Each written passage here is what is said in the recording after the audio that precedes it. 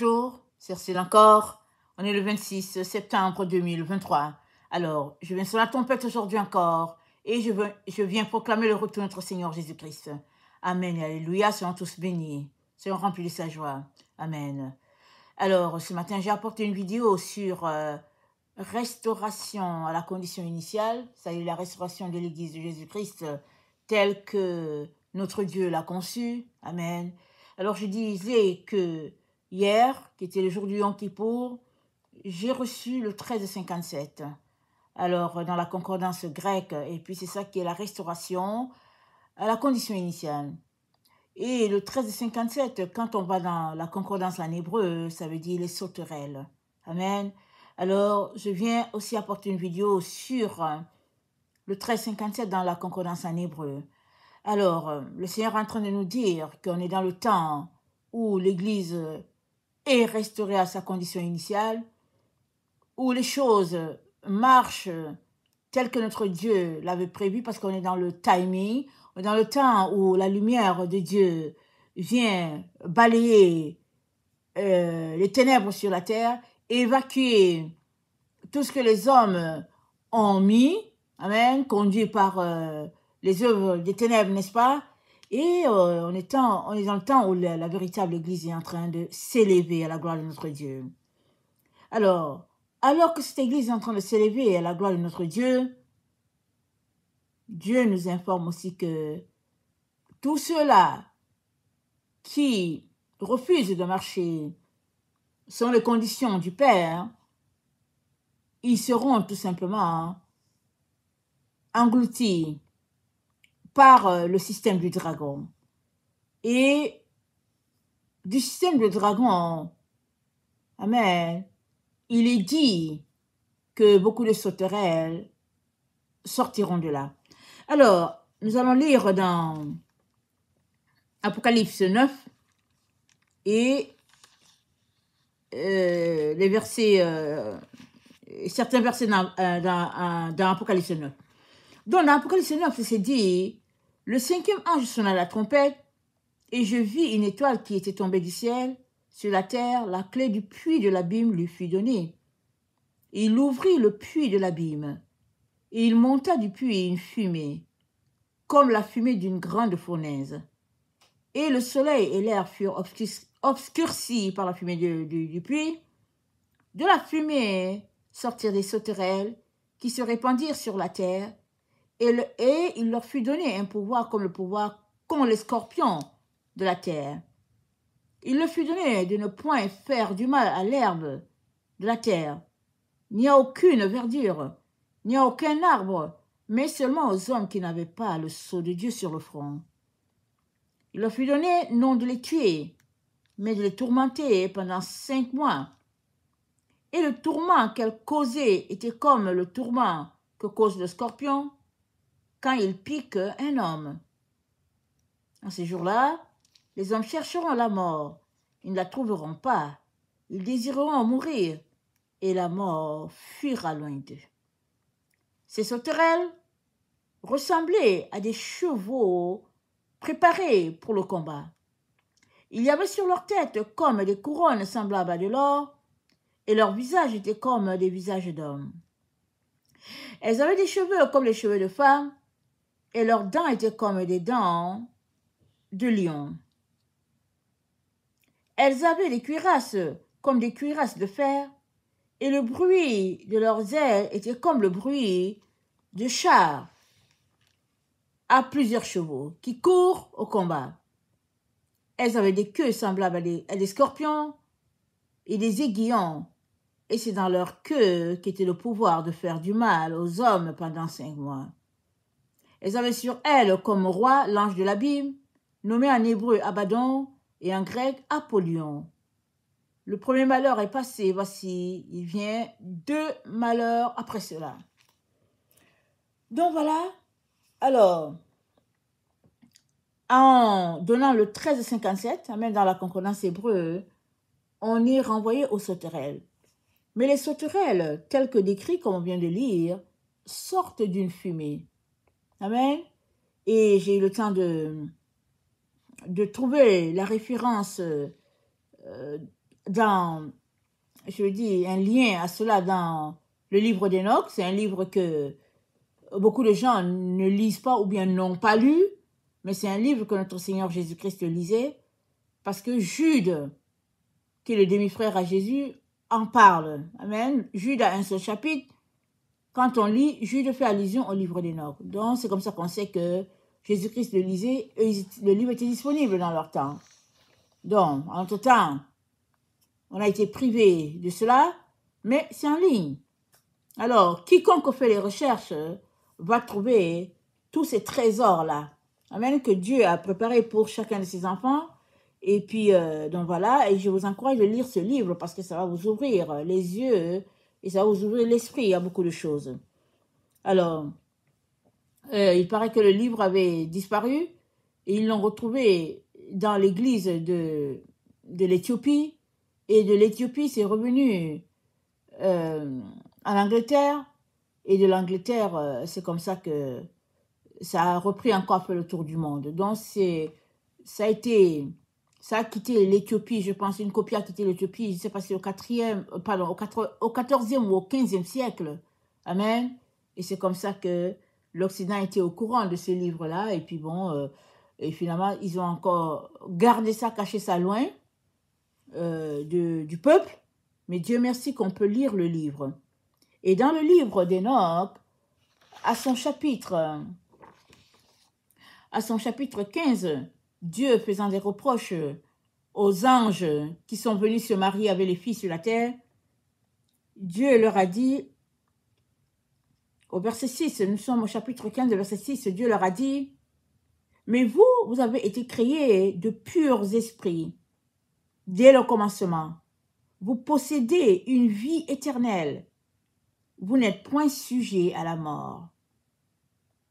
Aussi, ne vous ai-je point donné de femme, parce que, esprit pur, vous deviez habiter dans le ciel. » Est-ce que vous comprenez? Aussi, ne vous ai-je point donné de femme, parce que vous êtes des esprits purs. Alors, nous sommes les enfants de Dieu. Nous sommes dans le temps où Dieu est en train de nous purifier. Il nous dit que c'est une vie de chasteté que nous devons mener. Parce que c'est le temps de la réformation, c'est le temps où Dieu est en train d'envoyer sa lumière sur la terre et les hommes sont appelés à marcher et à vivre comme des anges. Et les anges qui ne prennent pas de femmes les hommes, les anges ne prennent pas de femmes, ni les femmes, les hommes, ils vivent satisfaits de leur union avec Dieu et ils lui sont consacrés. C'est ça la vie des anges, c'est ça la vie des enfants de Dieu qui sont en train d'être épurés, c'est eux-mêmes qui ont choisi et non seulement ils sont en communion avec Dieu, mais ils sont aussi en communion avec les anges qui sont, je veux dire les frères qui sont partis longtemps, parce que c'est un autre type de vie. C'est le type de vie du ciel sur la terre que nous sommes appelés à mener maintenant. On prie d'habitude, Seigneur, que ta volonté soit faite sur la terre comme au ciel. Le temps de cela est arrivé. Alors, un temps avec sa manière de faire, un autre avec sa manière de faire.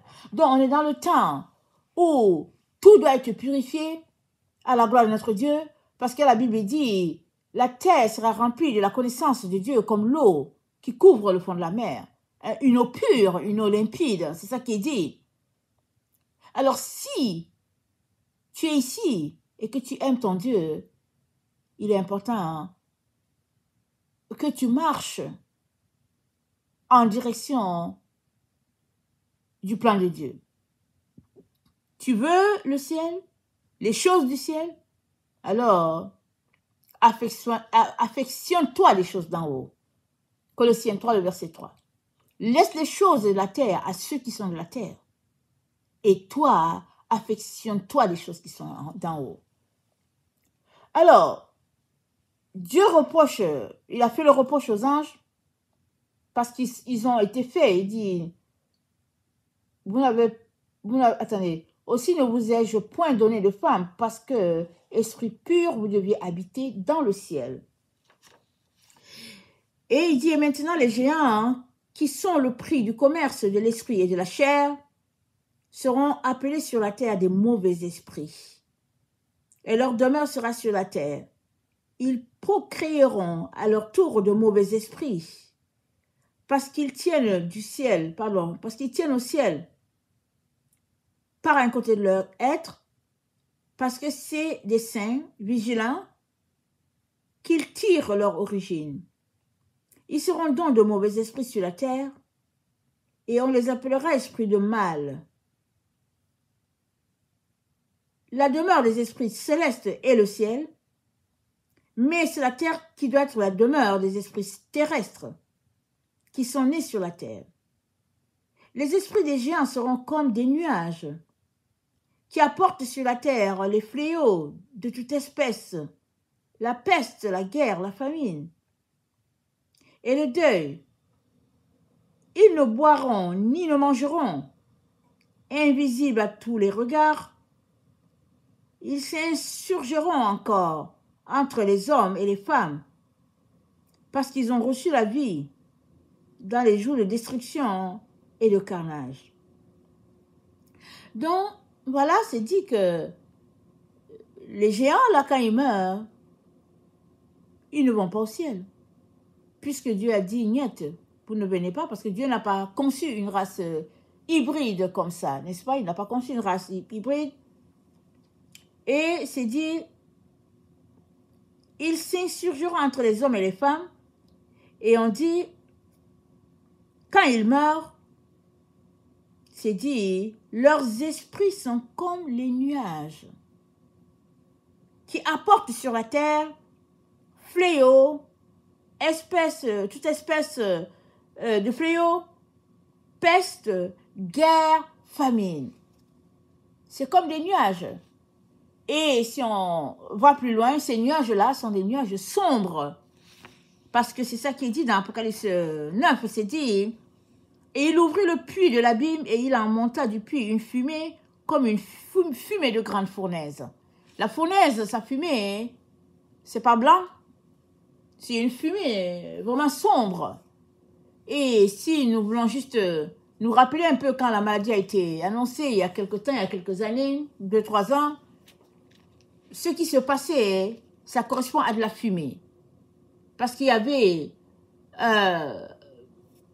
comment on appelle ça, des conférences de presse, il y avait beaucoup d'informations qui circulaient, qu'est-ce qui était vrai, qu'est-ce qui était faux, qu'est-ce qui se passait. Donc toute cette information-là, ça consistait la fumée qui faisait le tour de la terre. C'est pourquoi vous aurez vu, les différents leaders des différents pays, ils sont sortis à peu près au même moment. Il fallait un leader qui annonce et après, tous les leaders ont suivi. Donc, c'était comme un effet domino, n'est-ce pas? Et donc, c'était cette fumée-là qui continue de se répandre sur toute la terre afin de faire le tour. Alors, ceux qui ont vu la chose à temps, ils n'ont pas, comment on appelle ça? Ils se sont mis à l'écart de tout ça. Mais ceux qui n'ont pas vu, ils se sont assis pour écouter ce qui se passait. Et puis, ben voilà, la fumée leur venait en plein face, dans l'esprit. Peu importe, ils étaient là, certains étaient découragés, déprimés et tout. Et puis, ben voilà, c'est ça la fumée. Alors, la fumée, c'est dit, le livre d'Enoch nous dit que l'esprit des gens seront comme des nuages qui vont apporter maladies, fléaux et toutes sortes de situations encombrantes sur la terre. Et l'information que nous avons dans notre 13-27, c'est que nous, pardon, 13-57, hier que le Seigneur a donné, l'information que nous avons, c'est que le 13-57, ça correspond aux sauterelles. Et c'est dit, dans Apocalypse 9, le verset 3, c'est dit, de la fumée sortir des sauterelles qui se répandirent sur la terre. Il y a des sauterelles partout. Maintenant, on peut s'arrêter et dire, ok, c'est les sauterelles naturelles là qu'on voit. Amen. Les sauterelles style criquet. Mais ici, Dieu parle de cette fumée qui est une fumée que on ne voit pas, on n'a pas vu une fumée, n'est-ce pas? À l'œil nu, on n'a pas vu une fumée. Mais dans le monde spirituel, il y avait la fumée, c'était noir, c'était sombre. Il en sortit des sauterelles. Et ces sauterelles-là, c'est dit que c'est des sauterelles, mais c'est des démons. Ok? C'est des démons. Et ils sont sortis de cette fumée-là. Parce que quand il y a une fumée, il y a des ténèbres, il y a la noirceur, ça produit des démons. Et quand il y a la lumière, il y a la gloire de Dieu, ça produit des anges. Ça, c'est très important de savoir. Alors, quand il y a une confusion, c'est les démons qui sont là. Comment ils sont fabriqués, on ne sait pas. Mais quand il y a la confusion, les démons sont là. Et quand il y a la clarté, et puis l'honnêteté, la pureté, c'est les anges qui sont là. Et à ces sauterelles, c'est dit de ne pas faire du mal à l'herbe et à la terre, ni à la verdure, mais seulement à ceux qui n'avaient pas le sceau de Dieu. Donc ceux qui n'étaient pas marqués du Tav, ils étaient tourmentés par ces sauterelles-là. Mais est-ce qu'on voit les sauterelles à l'œil nu? Rien ne nous dit qu'on les voit à l'œil nu. Ces sauterelles correspondent à des esprits, des démons, qui émanent de quelque chose. Et le texte nous dit, ils émanent de la fumée d'une fournaise. Alors,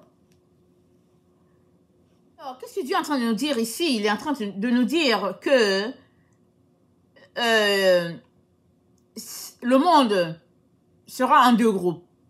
Pendant qu'il y a un groupe qui sera en train de marcher pour sa transformation, pour entrer dans la restauration et puis vraiment posséder l'héritage que Dieu donne à ses enfants, hein.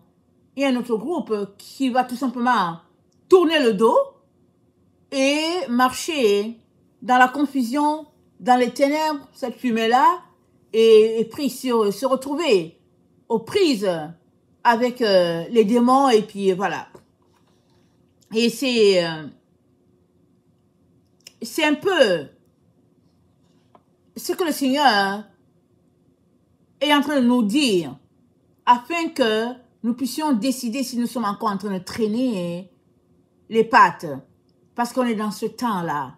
Il y a beaucoup qui n'ont pas la notion de temps, et même quand ils sont informés que nous sommes dans ces temps-là, ils traînent toujours les pattes, mais au fait, le temps est épuisé au fait.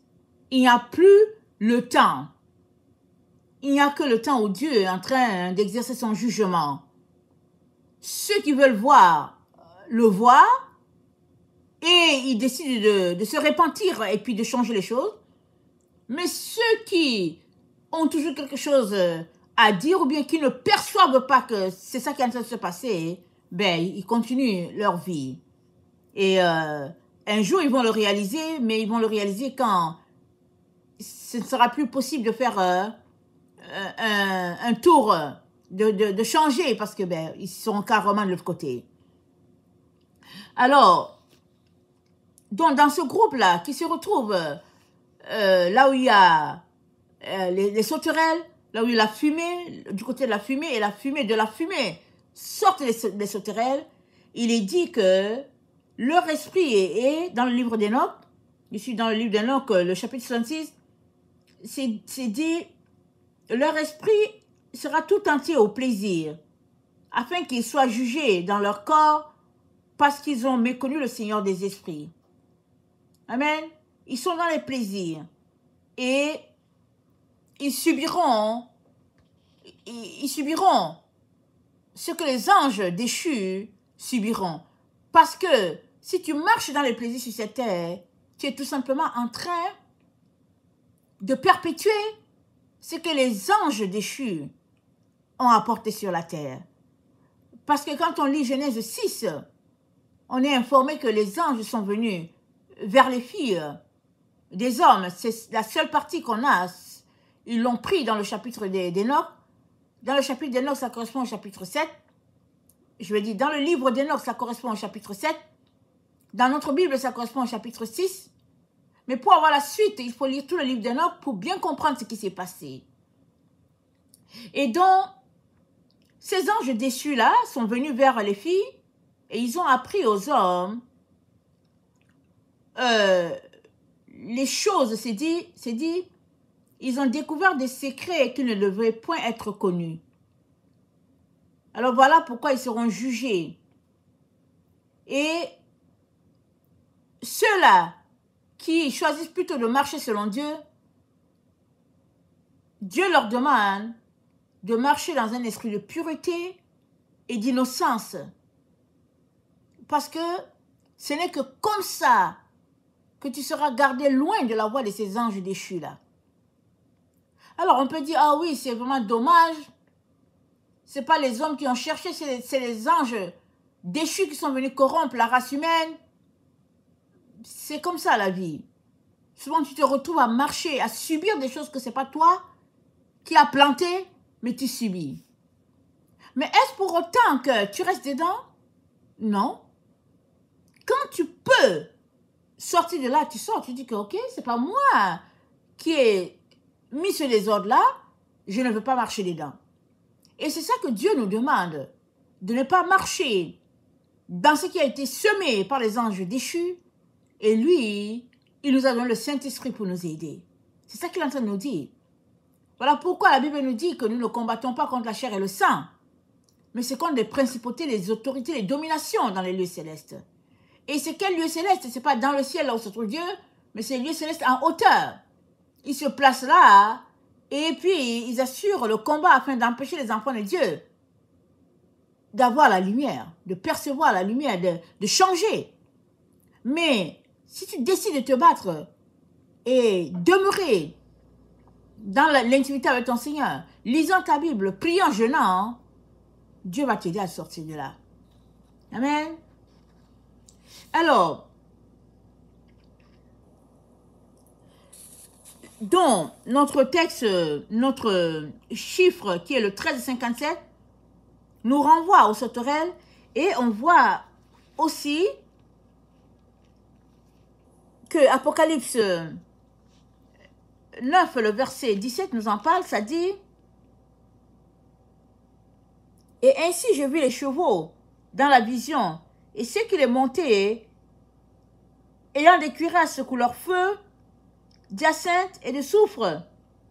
Les têtes des chevaux étaient comme des têtes de lions, et de leur bouche il sortait du feu, de la fumée et du soufre. » Amen. Et ce feu, cette fumée, ça correspond aux ténèbres, au fait. Et dans les ténèbres, il y a la confusion, il y a le mensonge, il y a la propagande, il y a tout. Cette fumée-là renferme beaucoup de choses. Et dans Apocalypse 14, le verset 11, c'est dit, Apocalypse 14, le verset 11, c'est dit, « Et la fumée de leur tourment monte au siècle des siècles, et ils n'ont de repos ni jour ni nuit, ceux qui adorent la bête et son image, et quiconque reçoit la marque de son nom. » Alors cette fumée correspond toujours à ce que Dieu a dit. L'esprit des géants, sera, quand ils meurent, leur esprit sera comme des nuages, qui fait le tour de la terre, puis parce qu'ils vont nulle part. Et ils sont comparés à des sauterelles. Parce que leur esprit ne va nulle part, et il y a des êtres qui sortent de là. Et ces êtres-là qui sortent de là, ce sont les anges déchus, les esprits des anges déchus. Dans le temps dans lequel nous sommes, les gens ont décidé de les appeler des aliens. Ils ont décidé de les appeler des aliens ou bien des je sais pas c'est quoi, des UFO ou quelque chose de ce genre. Mais le livre d'Enoch nous dit, ce sont les esprits des anges déchus. Voilà pourquoi Dieu a dit, il en sera comme du temps de Noé.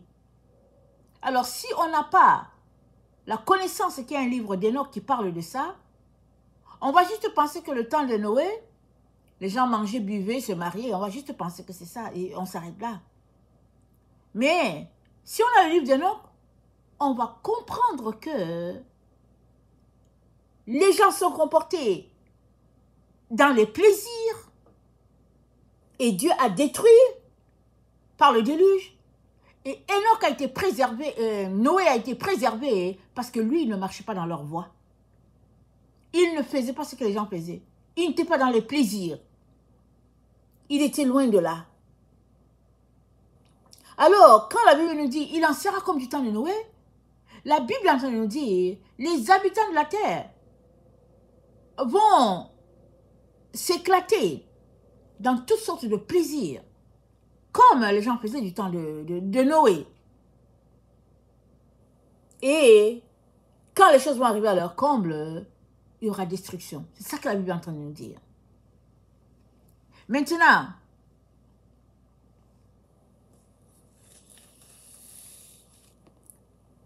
Dieu dit, son jugement va fondre donc sur cette génération-là, parce que ils se sont confiés dans les voluptés de leur corps et qu'ils ont nié le Seigneur des esprits. Ça, c'est dans le chapitre 66 d'Enoch, le verset 12. C'est dit, je vais lire au verset 10. Leurs corps subiront un supplice terrible, et leur âme aussi, qui aura à supporter des punitions éternelles. Car la parole du Seigneur des esprits a toujours son effet. C'est-à-dire la parole que Dieu a prononcée sur les anges déchus est toujours là. Il a dit, vous ne viendrez pas là où je suis. Vous ne verrez pas le ciel. Parce que vous êtes une race hybride, une race de fornication, une race issue de la fornication, d'une union illicite entre les anges et les hommes. Dieu dit, vous ne viendrez pas. Et il dit, vos esprits, quand vous allez mourir, ce sera comme des nuages, c'est-à-dire comme une fumée qui est là sur la terre. Et c'est ça qui se trouve là, sur la terre. Et je conseille tout le monde de lire le livre d'Enoch pour avoir plus de connaissances. Et c'est ça qui est en train de se passer. Les gens ont l'impression que ce qu'ils vivent, c'est normal. Ils trouvent que c'est leur droit. Alors, ils s'éclatent dans toutes sortes de plaisirs. Et même dans l'église, dite église de Jésus-Christ, ce n'est que le plaisir. Tout est plaisir, tout est le plaisir des yeux. Le matériel. Tout tourne autour de là. Et Dieu dit, le jugement va fondre sur eux. Parce qu'ils se sont confiés dans les voluptés de leur corps. Et ils ont nié le Seigneur des esprits. Et pour ne pas subir ce jugement-là, il est important de marcher dans ce que Dieu nous dit. Et c'est la voie de la chasteté. Et c'est la voie de la pureté. C'est ça qu'il a pour nous. Alors maintenant, on peut s'asseoir et justifier. Pour dire que, par exemple, brandir son acte de mariage et puis avoir toutes les conditions, présenter ses droits légaux de marcher dans les plaisirs. Mais Dieu dit non. Dieu te dit que tu as la parole de Dieu pour t'aider à sortir de toutes ces pratiques-là mises en place par les anges déchus, qui te font croire que oui, tu as du droit, c'est ton plaisir, et tu veux juste aller t'asseoir sur une terrasse et puis siroter, je sais pas quoi, et tu veux juste t'habiller légèrement parce qu'il fait chaud, alors tu t'habilles, on voit tout ce qu'il y a en dessous, et puis tu veux juste porter tes talons, parce qu'après tout c'est la mode, et puis les hommes peuvent justifier tout. Mais Dieu te dit que si tu marches sur cette voie-là, tu vas périr. Tu seras détruit. Parce qu'il ne peut pas t'accepter chez lui, alors que les anges déchus, lui, il a dit, vous n'entrez pas. Mais tu peux dire, oui, c'est pas moi qui ai envoyé ça, c'est les anges déchus, d'accord? Ils l'ont envoyé, et puis voilà, ils ont corrompu la race humaine. Mais Jésus-Christ est venu. Et il a tout restauré. Et avant que Jésus-Christ vienne, il y avait Moïse, il y avait Élie, il y avait les prophètes. C'est vrai qu'il n'avait pas toute la vérité. Jésus-Christ est venu tout restaurer. Et les choses sont encore corrompues. Mais maintenant que on est à la fin et que la vérité t'est révélée, est-ce que tu l'acceptes? Parce que si tu acceptes cette vérité, il est important que tu ailles devant Dieu pour que Dieu te dise comment faire et qu'il t'oriente. Parce que si tu crois, il faut faire quelque chose. Et quand je dis d'aller devant Dieu, Dieu nous a déjà donné ses directives, les commandements, la loi de Moïse. Les commandements, c'est dit, marchez par l'esprit et vous n'accomplirez pas les désirs de la chair. Les désirs de la chair sont l'inimitié, le vol, le mensonge, la fornication, les plaisirs de la terre, la sorcellerie. Et puis, il s'est dit, ceux qui sont en Christ ont cloué la chair avec ses désirs. Être querelleux, les disputes, tout ça c'est les œuvres de la chair. Et c'est dit, ceux qui sont à Christ ont crucifié la chair. Et tu es encore dans ces choses? Il y a des gens qui sont dans la maison de Dieu, ils attendent juste qu'il y ait une querelle à quelque part pour sauter dedans. Ça ne les regarde même pas. Ils sautent dedans parce qu'ils sont animés de l'esprit de querelle. Et Dieu dit, recherchez la paix et la sainteté avec tous, sinon nul ne verra Dieu. Recherchez la paix et la sanctification. Voilà. Sinon nul ne verra Dieu. Ça veut dire que notre style de vie est carrément à l'opposé de ce que le monde nous offre quand nous avons choisi de marcher avec Jésus. On ne peut pas dire qu'on marche avec Jésus, que Jésus-Christ nous a sauvés, c'est notre Seigneur. Et quand on regarde notre vie, quand les gens regardent notre vie, ils ne savent pas où est Jésus dedans. Donc voilà. Alors, dans Apocalypse 9, on retourne dans Apocalypse 9, au verset... Attendez. Ok, au verset 18. Le tiers des hommes fut tué par ces trois fléaux, le feu, la fumée, le soufre qui sortait de leur bouche. Le tiers des hommes fut tué. Car le pouvoir des chevaux était dans leur bouche et dans leur queue. Leur queue était semblable à des serpents ayant des têtes, et c'est avec elles qu'ils faisaient du mal. Ok, qu'est-ce que le Seigneur est en train de dire ici? Ce passage est en train de dire, le pouvoir était dans leur bouche. C'est-à-dire, ils prenaient leur bouche pour insulter les gens, pour faire les querelles, pour menacer, pour calomnier, pour mentir. Ils prenaient leur bouche pour faire ça. Et c'est dit quoi? C'est dit, leur queue était semblable à des serpents. Alors, quand une personne parle avec une autre personne, amen, elle prend sa bouche, elle parle avec l'autre, l'autre écoute. Donc, quand l'autre a fini d'écouter, elle aussi, elle prend aussi le téléphone, elle parle aussi avec quelqu'un d'autre. L'autre écoute, et puis l'autre aussi qui a écouté, il prend le téléphone, il rapporte aussi à l'autre, et puis voilà la queue. Ça dit la suite. Alors, ça formait un serpent géant sur la terre, un dragon. Et, vous savez, l'ennemi sait comment créer de la fumée, de la propagande. Il sait comment créer une histoire. Et une histoire qui va faire le tour. Donc, c'est ça qu'il est en train de dire. Alors, au verset 20, c'est dit, les hommes qui ne furent pas tués par ces fléaux ne se repentirent pas des œuvres de leurs mains, de manière à ne point adorer les démons. Et les idoles d'or, d'argent, d'airain, de pierre, de bois, qui ne peuvent ni voir, ni entendre, ni marcher. Ils ne se repentirent pas de leurs meurtres, ni de leurs enchantements, c'est-à-dire de leur sorcellerie, de leur impudicité et de leur vol. Donc, le texte est en train de nous dire que Dieu s'attend à ce que les êtres humains puissent se repentir.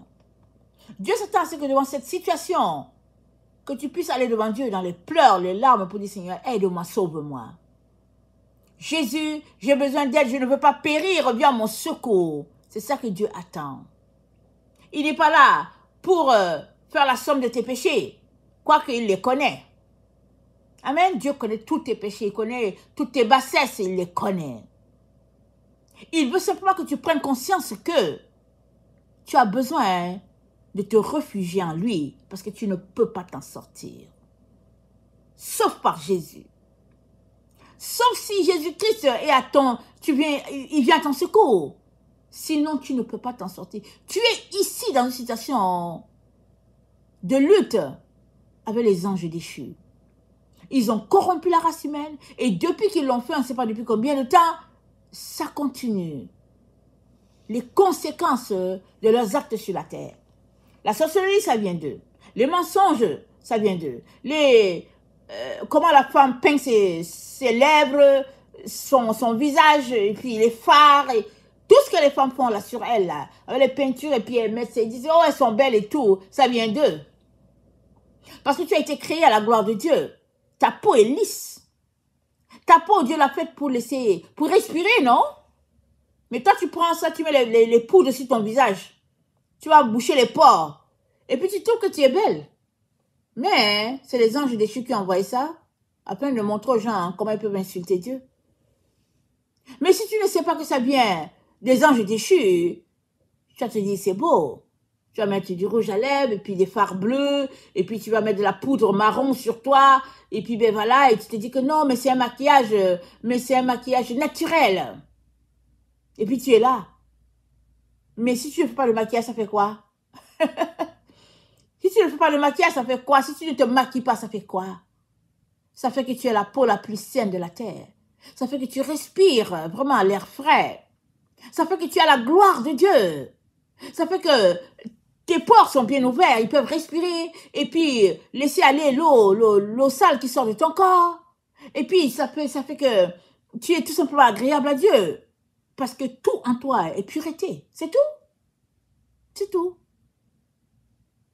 Mais si tu veux aussi marcher dans ces histoires d'apparence, de beauté, alors c'est les anges déchus qui ont envoyé ça sur la terre afin de corrompre la race humaine. Vas-tu rester dans ça? Ou bien vas-tu t'en sortir? Vas-tu rester dans ça? Ou bien vas-tu décider d'en sortir? Parce que ceux-là qui choisissent d'en sortir, Dieu leur fait grâce. Il leur fait grâce, il les aide.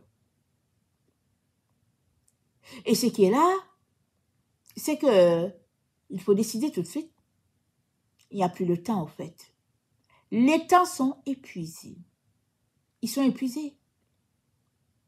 Il te reste juste le temps de courir pour arriver au sommet de la montagne. Et au sommet de la montagne, c'est dit, c'est l'endroit où Dieu demeure. L'endroit de pureté, de sainteté. Le psaume 24, verset 4, en montant.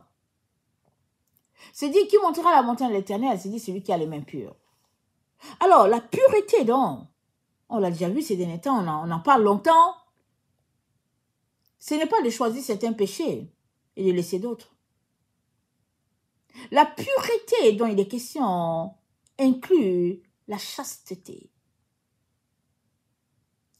Et c'est ici que les choses sont en train de se jouer pour beaucoup d'enfants de Dieu. Parce que si tu as renoncé à toi-même, tu n'as pas de problème à être chaste. N'est-ce pas? Tu n'as pas de problème.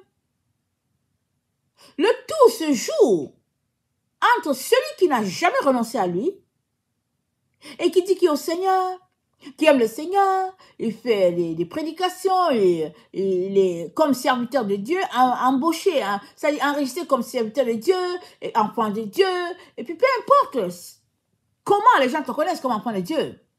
Tout est là, dynamique pour le Seigneur. Mais nous voici arrivés au carrefour. Et ce carrefour, c'est un carrefour où la tolérance péché, c'est zéro. Zéro. Pourquoi? Parce que Dieu a prévu un festin incroyable pour ses enfants. Un festin extraordinaire. Seule condition, pas de personnes souillées là-bas. Alors, Matthieu 22, je vous encourage à le lire, nous parle d'un homme qui était dans la salle de noces. Alors, on se demande comment il a fait pour arriver là-bas, mais toujours est-il qu'il était dans la salle de noces. Le roi est venu pour regarder les convives, pour voir si tout est prêt avant que son fils entre. Alléluia. Et il a vu là un homme qui n'avait pas un habit de noces. Il a dit, mon ami, comment as-tu fait pour entrer ici? C'est dit que cet homme avait la bouche bée. Il avait la bouche, il n'a rien dit. Parce que le roi dit, mais attends, tous les autres avaient des habits de noces. Mais lui, comment il a fait? Son habit, ce n'était pas un habit de noces. C'est-à-dire, il y avait quelque chose sur son habit qu'il ne faisait pas. Et le roi a dit, jetez-le dehors, là où il y aura les pleurs et les grincements des dents. Il y a beaucoup d'appelés, mais peu d'élus. La balle est là de ton côté. Oui, tu es marié, hétéro, mais tu dois parler à ton partenaire. Vous devez vous parler. Chacun doit se mettre dans son camp pour chercher son Jésus. Parce que tu n'as pas marché avec ton Seigneur jusque-là pour dire, ici c'est le trop. Ici c'est la goutte d'eau qui fait déborder le vase, je n'avance plus. Mais tu t'envoies direct en enfer, au fait. C'est tout ce que tu es en train de dire. Et si vous êtes conjoints de même sexe, même chose. Vous devez juste vous séparer. Et puis chacun cherche son Dieu, c'est tout. Et on peut continuer à nommer tous les vices qu'il y a dans le fait d'être pudique. On peut nommer. Parce que ceux qui parlent fort, c'est ceux qui sont dans des unions hétéros, là. Alors, ils se disent, oh non, j'ai mon acte de mariage et puis tout ça. Mais on est à une autre époque. L'époque de la purification. Non, pas seulement de l'être humain, mais de toute la création. La nature, la végétation, les animaux, tout doit être purifié. Parce que le roi de gloire va faire son entrée dans notre monde, sur la terre. Tout doit être pur, nickel, propre. Comme quand quelqu'un lave ses assiettes ou bien son truc en argent, tu vois, ça brille. Tu te dis, hein, ça brille. Parce qu'il y a quelque chose, une cérémonie, un repas, alors les trucs en argent sont lavés, ça brille là. Mais si ces trucs, on laisse ça un peu de temps, ça va noircir encore. Et on est là. Dieu te dit qu'il n'y ait rien qui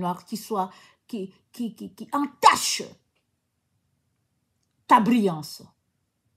Tu es propre, nickel, pour ton Seigneur. Et ce qui voilait ton intelligence, Dieu vient ôter cela. La Bible nous dit, dans Ésaïe, attendez, je regarde ce que j'ai noté, le texte, dans Ésaïe 25, c'est dit, Ésaïe 25,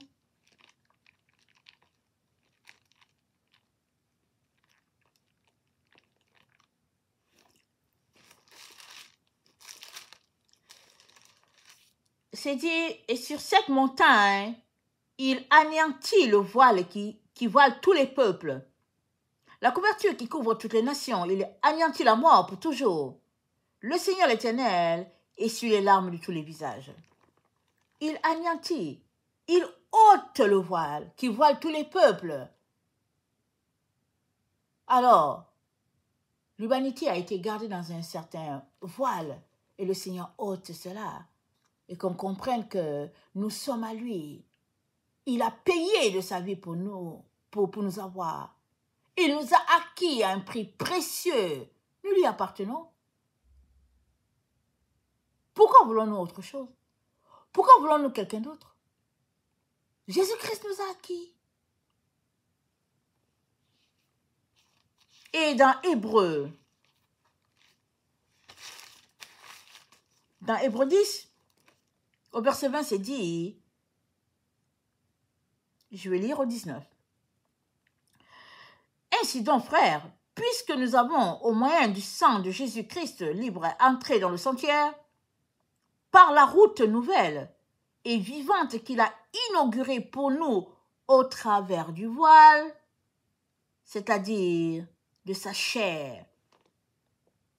Puisque nous avons un souverain sacrificateur établi sur la maison de Dieu, approchons-nous avec un cœur sincère, dans la plénitude de la foi, les cœurs purifiés d'une mauvaise conscience. Les cœurs purifiés. Et Hébreu ici, là, alors que Paul est en train de parler ici, ils nous ont dit qu'on ne sait pas, mais c'est Paul qui a écrit Hébreu. Il l'a écrit aux Hébreux, et ça a été traduit, n'est-ce pas? Et dans Hébreu 13, le verset 4, il dit que le mariage soit honoré de tous et le lit conjugal exempt de souillure, car Dieu jugera les impudiques et les adultères. Alors, on peut penser, comme dit tantôt, on peut penser que, ok, c'est-à-dire adultère par rapport à son conjoint ou sa conjointe, impudique par rapport à son conjoint ou sa conjointe. Mais le livre d'Hébreu nous parle de la relation que nous avons avec notre Dieu. Cette relation d'intimité, selon laquelle, ou bien cette relation d'intimité par laquelle Dieu a fait de nous des sacrificateurs. Et il a dépassé, il a fait de nous des sacrificateurs et il allait plus loin que le sacerdoce de Lévi. Il a fait de nous des sacrificateurs selon l'ordre de Melchisédek parce que lui-même, c'est de ce sacerdoce-là qu'il a bénéficié.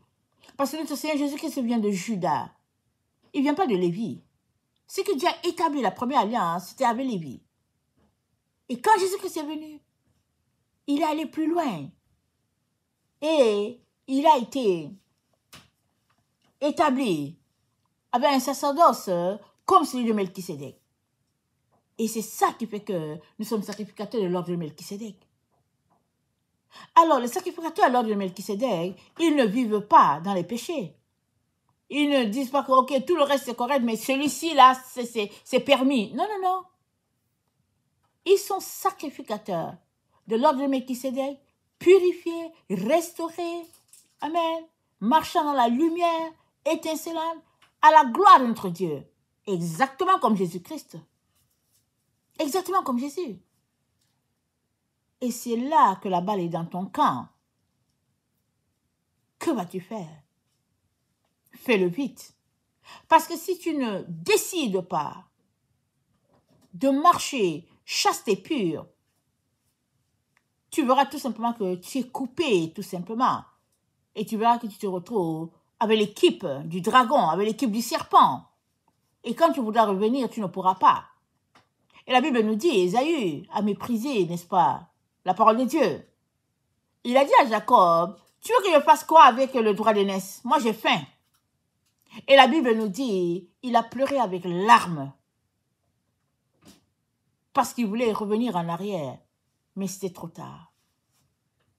Et comme je l'ai déjà lu dans le 1357 avec la concordance grecque, je lis encore la définition de chasteté avec le 1357 dans la concordance en hébreu. C'est dit chasteté, abstinence, continence, pureté, sagesse. La chasteté est associée à la sagesse. Tu veux voir la sagesse? Va lire Hébreu 8, Hébreu 4, ou bien lis Hébreu 1, 2, 3, 4, 5, 6, 7, 8. Vas-y, lis. Tu comprendras entre les lignes que ta vie, c'est une vie qui est appelée à être pure, saine, chaste à la gloire de ton Seigneur. Amen. Que le Seigneur bénisse sa parole. Maranatha, Jésus revient. Amen et alléluia, seront tous bénis. Amen et amen.